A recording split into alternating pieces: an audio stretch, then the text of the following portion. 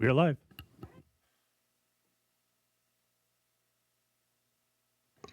Good morning, everyone. Nice to see everyone on this sunny and hot day. I will now call our, let me get my script right. I'll call the San Joaquin Hills Transportation Corridor Agency and Foothill Eastern Transportation Corridor Agency meeting to order. We will start with the invocation with our Vice Chair, Janine Heft, followed by the Pledge of Allegiance by Director Austin Lombard. Please stand. Lord, we just pray for guidance in the decisions we make as a board. I pray that we are able to have a healthy discussion and make wise decisions, Lord, that would please you. I pray for our riders, drivers on our toll roads. I pray that you keep them safe, Lord. And I just pray that you are among us as we make these decisions. Amen.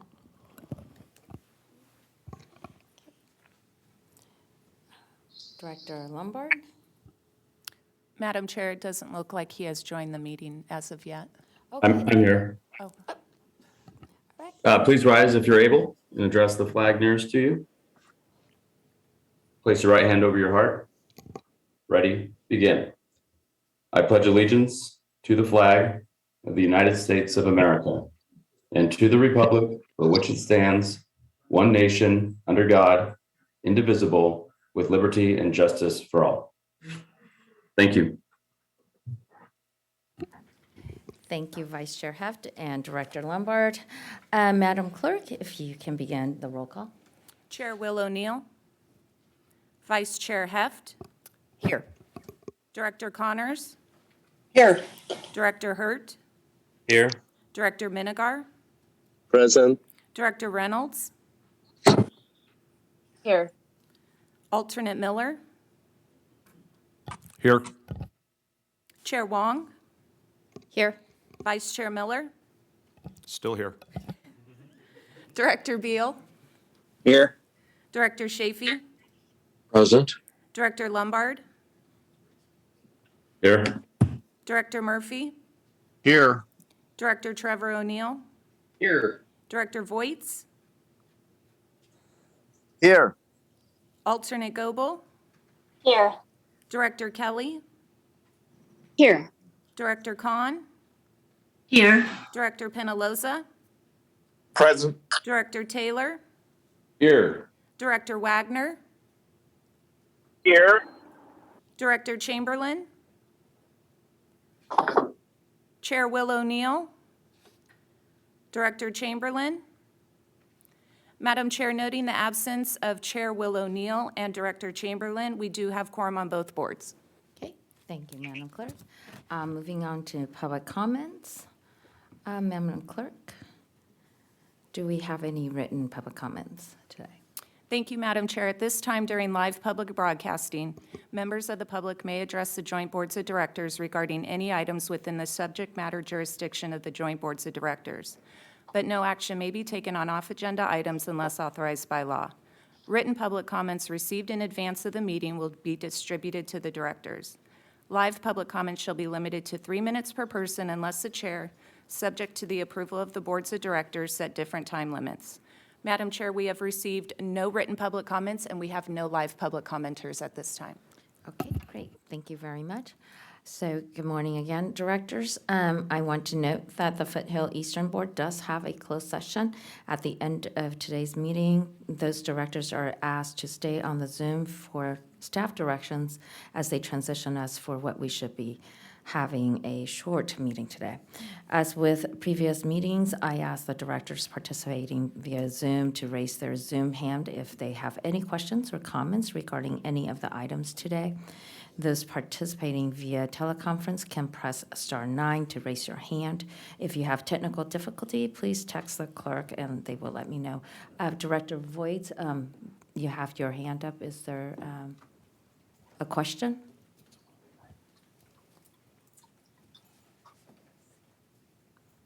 Oh, thank you. All right, Sorry. no problem. Just want to make sure we take care of you. And moving on to San Joaquin Hills consent calendar items 1 through 4, 6 to 8. Do we have any live public commenters specific to the San Joaquin Hills consent calendar items 1 to 4, 6 to 8? Madam There are no live public commenters. Okay, thank you.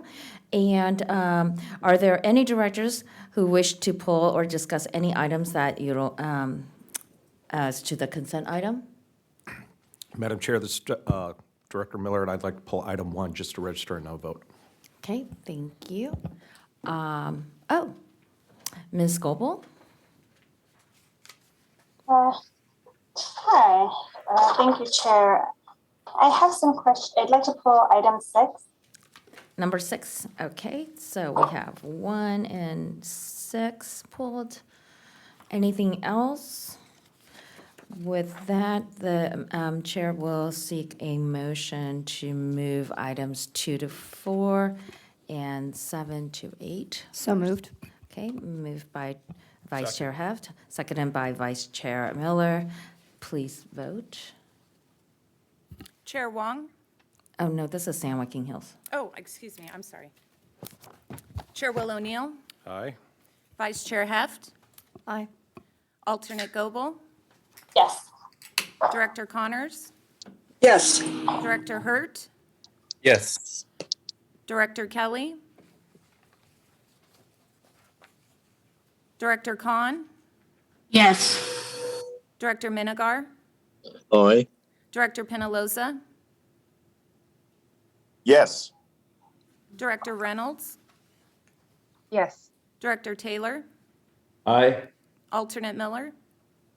Aye. Director Wagner? Aye. Director Kelly?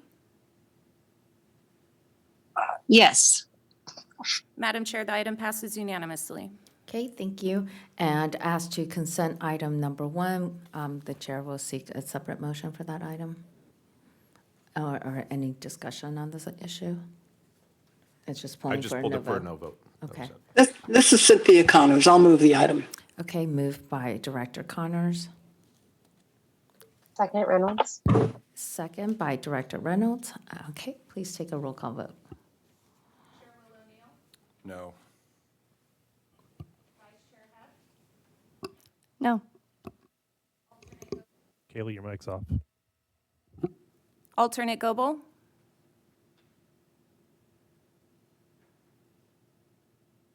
Director Connors? Yes. Director Hurt? Yes. Director Kelly? Yes. Director Khan? Yes. Director Minigar? Aye. Director Penaloza? Yes. Director Reynolds? Yes. Director Taylor? Aye. Alternate Miller? No. Director Wagner? Aye. Madam Chair, Alternate Goebel? Yes. Madam Chair, the item passes 10 to 3. Thank you. And moving on to item number 6, alternate Goebel, you have questions? Yes, I have questions on behalf of Director Bartlett. So she feels that $8,750 to go to Dublin for travel for just a few days is quite a bit of money, and she wants to have, if the CEO could weigh in on just what he thinks the return on investment would be and just the length of the conference versus the cost. Go ahead, Samuel. Yes, Director Goebel. So the conference is 3 days in length, and of course, with the travel times involved, I would need to arrive a day before and leave the day after the conference completes. So there's some hotel cost in there. Of course, a big component of the cost of this is the airline flight. So you have that component as well. So in terms of the value, I think the board may recall the peer exchange report out that Vinny Valdez, your Chief Toll Operations Officer, provided. I think TCA receives a huge amount of value from attending these conferences, learning what folks around the world are doing to address transportation challenges, and establishing those relationships so we can get the real skinny on what's going on versus just what's presented as part of the conference. So those relationships are key, the information we gain are key, and a lot of that information has rolled into what we've been able to accomplish here at TCA. Okay, understood. That does sound important. Is there a virtual option as well, or is it just in person? I don't believe there's a virtual option for this one. I can check on that. But the thing you won't get in the virtual option is that ability to establish those relationships. Okay, understood. And then in the revised version of the agenda, it looks like hotel parking and meals is going to cost $3,500 for 3 or 4 days. But we were just looking up, it looks like the hotel is only about $200 a night. So just want to make sure we're just calculating this correctly. Yeah, what you're looking at in the report, of course, are budgetary numbers. As staff actually, assuming the board approves this, as staff goes to make those arrangements, we will exercise use of your dollars as wisely as we can. Okay, thank you. Thank you. Any other questions? With that, the chair will seek a motion on this item. So moved. Okay, moved by I'll Vice Chair. I'll make the motion. All right, seconded by Director Taylor. Madam Clerk, please take roll. Chair Will O'Neill. Aye. Vice Chair Heft. Aye. Alternate Goebel. No. Director Connors. Yes. Director Hurt. Yes. Director Kelly. Yes. Director Khan. Yes. Director Minigar. Aye. Director Penaloza. Yes. Director Reynolds. Yes. Director Taylor. Aye. Alternate Miller. Aye. Director Wagner. Aye. Madam Chair, the item passes 12-1. Thank you. Moving on to Foothill Eastern, consent calendar items 1 through 3 and 5 through 8. Do we have any public commenters? There are no live public commenters. Okay, thank you. The chair will exercise its discretion and pull number 1 and number 6 for a separate vote. With that, the chair will seek a motion on the remaining items on the consent calendar. Scott from Lake Forest, so moved. All right, To moved consent by calendar. Director Voights and seconded by Director Miller. Sorry, Yasi, do you have a question? Oh, I was just wondering, I don't have to put for a separate vote. If that's okay, I can just register the no vote, so people don't have to vote twice. Okay, we could do that. We can register the no vote for number 6 for alternate Goebel. So with that, Madam Clerk, if you can, please take roll call. Chair Wong. Yes. Vice Chair Miller. Aye. Alternate Goebel. Yes. Director Beal. Aye. Director Chafee. Aye. Director Kelly. Yes. Director Khan. Yes. Director Lombard. Aye. Director Murphy. Aye. Director Trevor O'Neill. Aye. Director Penaloza. Yes. Director Taylor. Aye. Director Voights. Yes. Director Wagner. Aye. Madam Chair, the item passes unanimously. Okay, thank you. I was advised by legal counsel, we do have to take a separate vote on item number 6. So we will do I'll item make the number motion 1. to move item number 6. Can I take your motion for item number 1 first, Director Voights? Yes, you may. Okay, and is there a second? I'll second Director Penaloza. Thank you, Director Penaloza, and please take roll call. Chair Wong. Yes. Vice Chair Miller. No. Alternate Goebel. Yes. Director Beal. Aye. Director Chafee. Aye. Director Kelly. Yes. Director Kahn, Yes. Director Lombard, Aye. Director Murphy, Aye. Director Trevor O'Neill, Aye. Director Penaloza, Yes. Director Taylor, Aye. Director Voights, Yes. Director Wagner. Aye. Madam Chair, the item passes 13-1. Okay, thank you. And as to item number 6, I assume Director Voights will make the motion. I'll move that with the statement that I believe that it's important for our directors and our leadership of TCA to network and get best practices. And so I'm supportive of this of the travel, and I think that the ideas that will be exchanged and the networking would be a great thing. Thank you. Move Thank you, the item. Director Voights. Do we have and I'll second, just to move things along. So please take roll. Chair Wong, Yes. Vice Chair Miller, Aye. Alternate Goebel, No. Director Beal, Aye. Director Chafee, Aye. Director Kelly, Yes. Director Kahn, Yes. Director Lombard, Aye. Director Murphy, Aye. Director Trevor O'Neill, Aye. Director Penaloza, Yes. Director Taylor, Aye. Director Voights, Yes. Director Wagner. Aye. Madam Chair, the item passes 13-1. Thank you very much. Moving on to board business items 9 and 10. As a reminder, any directors participating virtually, please use the raise hand feature to speak. Before we begin with our first of 2 board business items, staff, do we have any public commenters for item number 9, the annual internal audit plan? There are no live public commenters. All right, thank you. This item will be presented by Mr. Walker. If you'd like to proceed. Good morning, honorable chairs and directors. I'm Greg Walker, your manager of internal audit, and I'll be presenting the proposed internal audit plan for fiscal year 2023. Next slide, please. Internal audit staff perform audits to provide an independent, objective review of the agency's financial, administrative, and operational areas.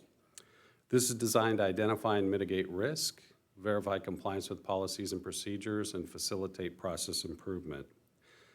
The draft internal audit plan was developed through soliciting input from the Joint Capital Programs and Projects Committee, Joint Finance and Investment Committee, and the Joint Toll Operations Committee. Staff presented to each committee a review of prior year activity and an overview of the fiscal 23 draft audit plan, and then had focused discussions on those audit activities that aligned with each committee's oversight responsibility. The committees were comfortable with the scope and reasoning of the plans and unanimously recommended board approval. Next slide, please. The next several slides present the audits that are planned as part of the proposed fiscal 23 plan, and they're grouped roughly by functional area. The first area of audits apply more or less agency-wide. So for the first item, we are planning to continue the ongoing review of time and materials-based contracts, which we began last year. This audit evaluates invoices for selected contracts as they arrive each month to verify that the rates are in compliance with the contract requirements. Contract pre-award audits are an area that we focused on starting this past year and propose to continue during the fiscal year 23.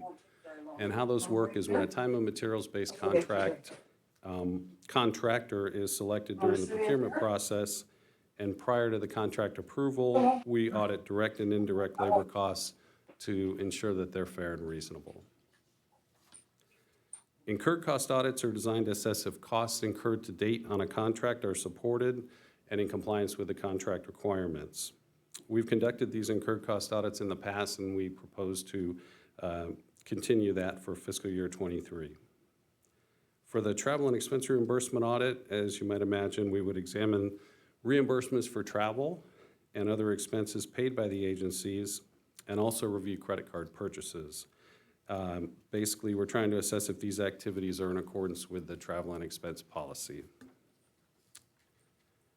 In the areas of privacy and cybersecurity, we're planning a security review of the customer service system. You might recall that we had done a similar review for the finance system upgrade a couple of years ago, and it's intended to be a post-implementation review of access settings for the new customer service system. And we'll also continue to support our PCI compliance activities. Next slide, please. In the area of finance, we'll continue our support to the financial statement audit, as well as review of the budget allocation percentages. For that item, we review the methodology and the allocation values for the coming year to support the budget development process. We'll also continue our annual audits of development fee collection by member agencies. In the customer service area, we're proposing to continue the quarterly transponder inventory audits. These review the processing of transponders by customer service center staff, as well as auditing the physical count of transponders against the values reported by our customer service system. The audit of performance requirements for TCA's customer service provider is similar to the audit we performed for TCA's road system provider in a prior year. We review contract key performance indicators, status reports, and invoices to assess if performance is being evaluated, reported, and invoiced appropriately. Next slide, please. So the recommendation for both boards is to approve the fiscal year 2023 internal audit plan.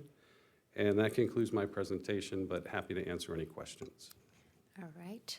Thank you very much, Mr. Walker. Do we have any questions or comments for staff? All right. Seeing no comments, no hands raised. Did I miss anyone? Okay, the chair will entertain a motion on this item. Trish Kelly On moves behalf of recommended Foothill, action. Scott Voigt from Foothill, All right, Scott. move item. All right. Vice Chair Heft will second for San Joaquin. Okay, so Director Kelly for San Joaquin, seconded by Vice Chair Heft, and we have Director Voits for Foothill Eastern, and I did not hear a second. Second it. Oh, second by Vice Chair Miller. Madam Clerk, if you can take roll call. Chair Will O'Neill, Aye. Vice Chair Heft, Aye. Alternate Goebel, Yes. Director Connors, Yes. Director Hurt, Yes. Director Kelly, Yes. Director Khan, Yes. Director Minigar, Aye. Director Penaloza, Yes. Director Reynolds, Yes. Yes. Director Taylor, Aye. Alternate Miller, Aye. Director Wagner, Director Wagner, you may be on mute.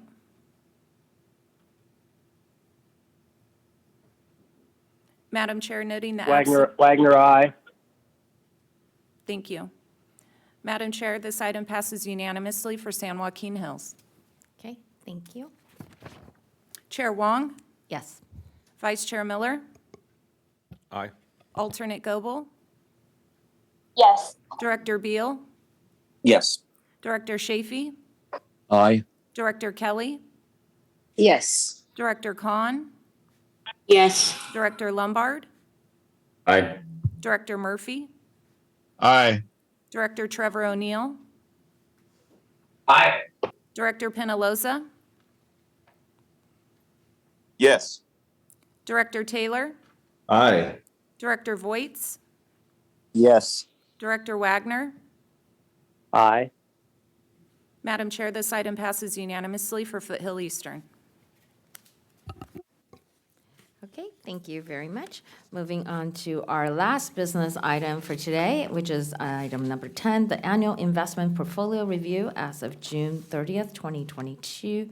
Staff, do we have any public commenters on this item? There are no live public commenters. All right, thank you. This item will be presented by our staff member, Mr. Mellon. Please proceed. Thank you. Good morning. I am Howard Mallon, Senior Director of Finance for the agencies. The agency's investment advisor, Chandler Asset Management, provides detailed updates on the investment portfolio results to the Joint Finance and Investment Committee on a quarterly basis, and then comes to the boards of directors on an annual basis to provide a summary for the year. This annual investment portfolio review was presented to the Joint Finance and Investment Committee on July 27th, and this is an information-only item. For fiscal 2022, I am happy to report that in an uncertain economic and interest rate environment, the agency's investment portfolios exceeded their benchmarks, and the utilization of flexible investment strategies allowed the agencies to take advantage of the recent interest rate increases. With that, I would like to introduce Jason Schmidt, the Co-Chief Investment Officer from Chandler Asset Management, to present the annual investment portfolio review. Good morning, everyone, and thank you, Howard. We would like to start off by providing you an update on the summary of the financial fiscal year investment portfolio. And so starting off on page 16, looking at the philosophy and strategy of the portfolio. So the primary objectives of the portfolio are safety, liquidity, and then finally return. In addition to that, the agencies in general have a limited investment universe, purchasing government and corporate bonds rated in the category of A or better with an emphasis on capital preservation. In addition, state law and the agency's governing policies do not permit the purchase of individual stock shares in the portfolios. All public agencies in California must abide by these laws. Moving to the next page. When we think about the investment strategies, they're flexible. So they provide liquidity when needed. They also focus on achieving the goals of the agencies using a very disciplined approach. Also, purchasing securities with diversification in mind to enhance potential return, while also balancing both risk and return during market cycles. To the next page, please. Looking at the summary of fiscal year 2022, the agency's combined $1.66 billion portfolio earned $14.1 million in interest for fiscal year 2022. Also, as mentioned before, the portfolios exceeded their assigned benchmarks for the fiscal year. Also, rising interest rates resulted in negative total returns that generated unrealized losses on the value of the investments. Since most of the investments are held to maturity, these losses won't be realized. Our flexible investment strategies with shorter durations has allowed us to capture rising interest rates by reinvesting maturities into higher investments, which you will see continues to provide a positive impact on the portfolio yield. Next page, please. The agency's investment strategies have proven successful by having a shorter duration, has allowed us to capture those rising interest rates by reinvesting into maturities into higher yielding securities during volatile markets. Also, with staff, we optimize corporate bond purchases throughout the fiscal year. And while the fiscal year progressed, taking advantage of those higher yields while also maintaining a well-diversified portfolio. Next page, please. Taking a look at the highlights of the strategy, as I mentioned to you before, by reinvesting into that higher interest rate environment using the maturities in the portfolio, this has resulted in higher book values. And so taking first Foothill Eastern, you can see the cash flow, including unrestricted reserves, the book value increased from 0.71 to 1.08. The indentured reserves, the book yield increased from 1.29 to 1.39. Looking at San Joaquin, the cash flow, including unrestricted reserves, the book yield increased from 1.09 to 1.15. And also in the indentured reserve, the book yield increased from 1.24 to 1.52. Next page, please. As we mentioned before, there were negative total returns as a result of rising interest rates, which generated unrealized losses. And again, those unrealized losses will not be realized since most of the securities are held to maturity. Also, an additional note, both the benchmarks and the agency's portfolios had negative total return for the fiscal year. But because of the active management and with staff, we exceeded that of the benchmark returns for the fiscal year. So let's turn our attention to Foothill Eastern. Cash flow included unrestricted reserves. The total return was down 1.38%. And in the indentured funds, the total return was down 3.05%. But remember, that was around 25 basis points or 0.25% above the benchmark return.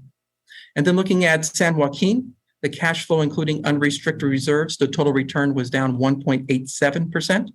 And the indentured funds, the total return was down 2.63%, but that was also above the benchmark by 0.67%. So through that active management, the portfolios exceeded their benchmarks in a difficult time.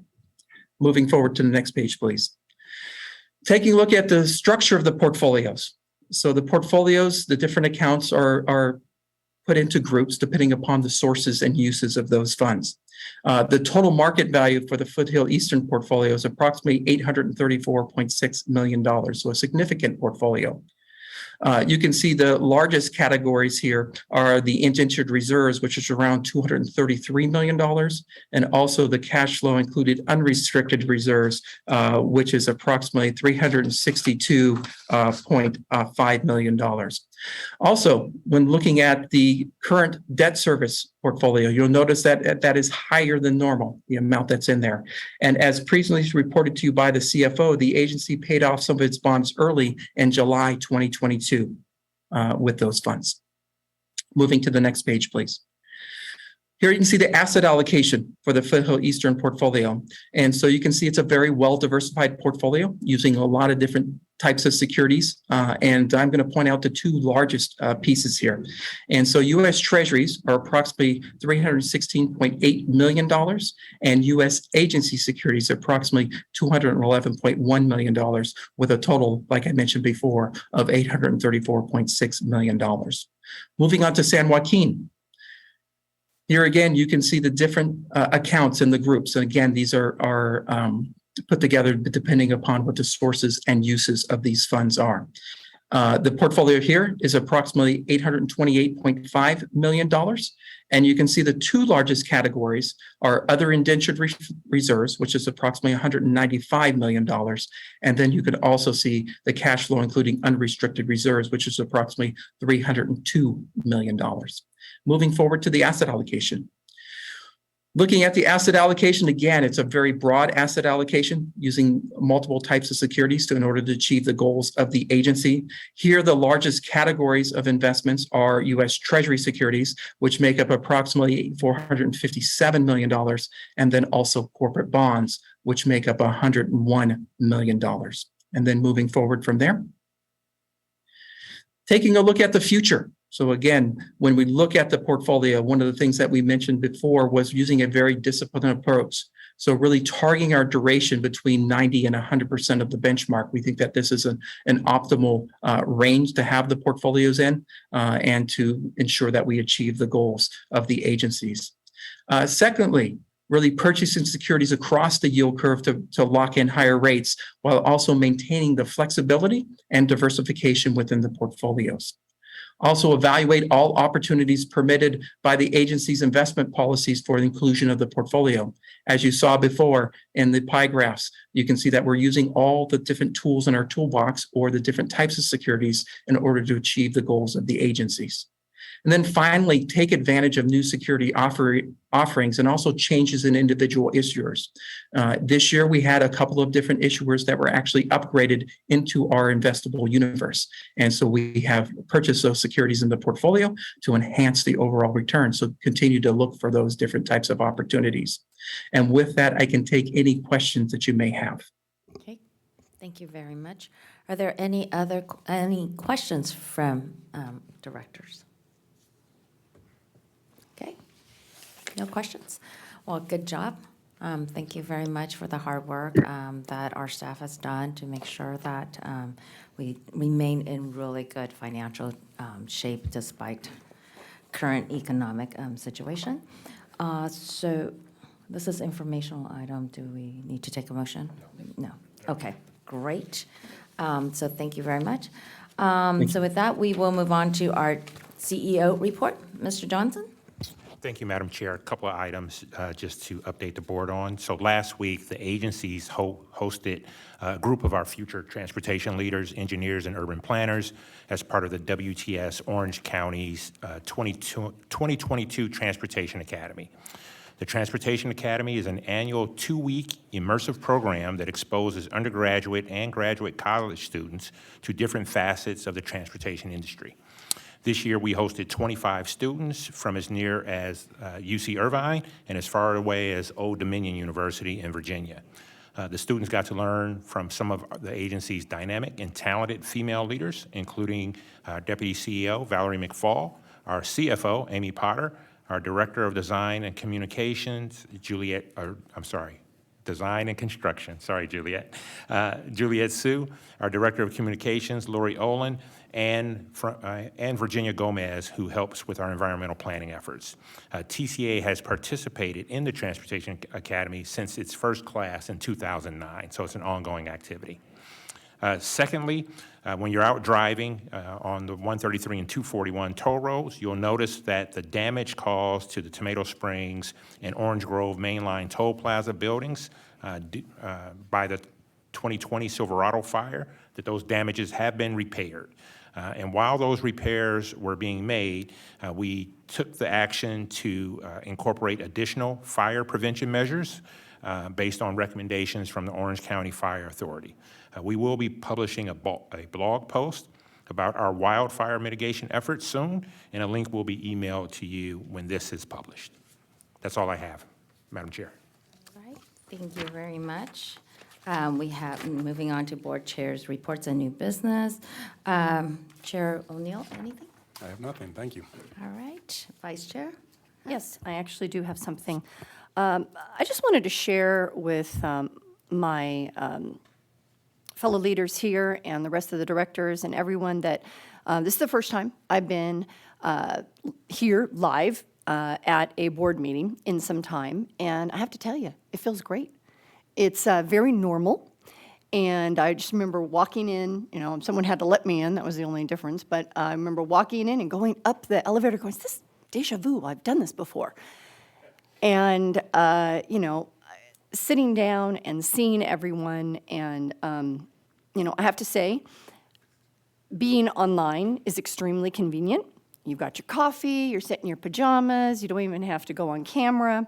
And I think we've all been guilty of being a little lazy, a little convenient, and then, oh, yeah, I got to do something, and I'll come back, and you know, it just really takes the focus off what our responsibilities are as leaders.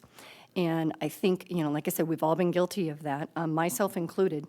But I would really exhort and encourage the rest of the board members to come in person. I think that's something that's important. A lot of government agencies are getting back in person. And, you know, even I want to commend Director Miller, Vice Chair Miller, when it comes down to things like the emergency ordinance. How long have we been doing this? I just want to say that we need to get back in person. And everyone there, I know there's different reasons, but if you're able-bodied and you're able to get back in person, that's what we need to do. I think also, Mr. Rubin, you might be able to speak. There is a bill out that might be actually making this happen, whether you like it or not. Maybe you could share a little bit about that with the directors. I don't know where that's going. But on your own volition, I'd encourage you to get back here, because I think we just need to get back to normal. Those are my comments. Thank you. Ben? We can definitely agendize that item for the next board meeting, so we can have an update. This is really more for just the report out from the directors. All right, that's fine, but I think it's important for people to be aware of what's on the table. Madam Chair, can I respond? This is Cynthia. Yes, Director Connors. Thank you. I didn't bring this up when we were dealing with the consent calendar, but I will now, since it was so well articulated just now. I just want to say that everybody responds to COVID differently. And I don't think we're anywhere near we're past the pandemic portion, but we're not past the individual portion. Our president just got sick within the last 30 days, and you know how well protected he is. I have 2 medically fragile people in my household, and my approach to COVID is very different from other people's. I wear masks when most people don't wear a mask. I avoid gatherings whenever I can.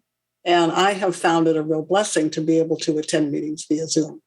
So I guess what I want to say is, just because you're healthy and your friends are healthy doesn't mean the whole thing's over. Thank you.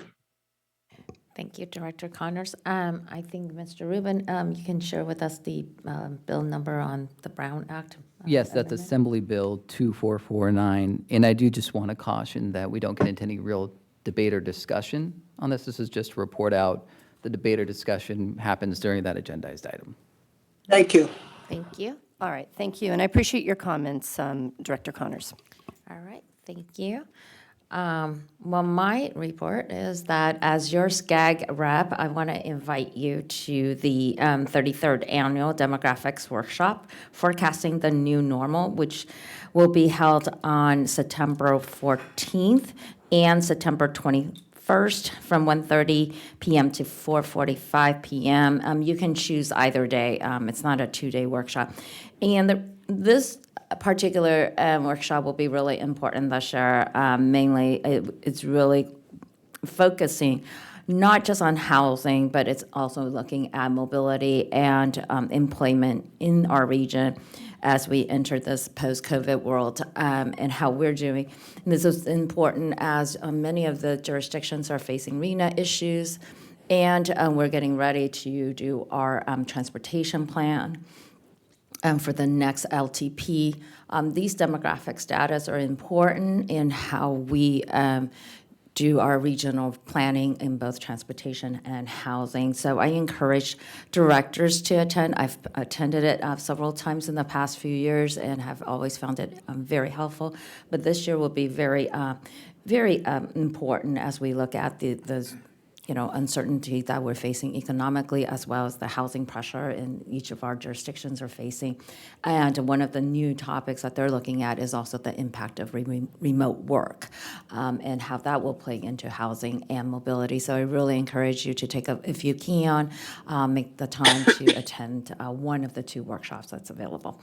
So that is the end of my report, and concludes our business items for today. So I'm going to ask our General Counsel, Ben Rubin, to take us into closed session. Thank you, Chair. And we're going to be, Foothill Eastern only is going to be closed session. It's going to be conference with legal counsel regarding existing litigation under subdivision A and D1 of the Government Code, section 54956.9. And the matter that will be discussed is Ortiz Enterprises, Inc. versus County of Orange, Superior Court Case Number 30-2022-0126-1845. And there will be reportable action anticipated after the closed session. All right, thank you, Mr. Rubin. And so with that, we're asking the Foothill Eastern Board members to stay on Zoom, and our directors on the San Joaquin Hills Board, thank you so much for joining us today, and we will see you next month. Thank you. So hang on, everyone, while staff move us into closed session.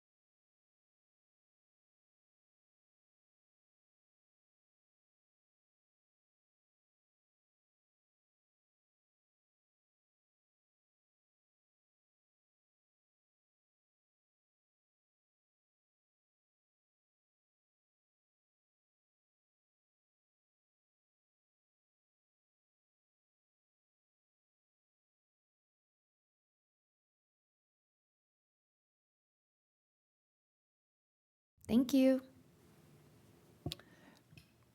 We do have one reportable item after the closed session. Madam Chair, by a unanimous vote, the board voted to defend the county in the Ortiz Enterprises, Inc. versus County of Orange lawsuit, OC Superior Court Case Number 30-2022-0126-1845, and also authorize the pursuit of a cross-claim against Ortiz. And that's the end of my report out. Thank you. And now we will adjourn our meeting to the next regularly scheduled meeting for the San Joaquin Hills Transportation Corridor Agency and Foothill Eastern Transportation Corridor Agency Board of Directors on Thursday, September 8th, 2022 at 9:30 a.m. Thank you, everyone.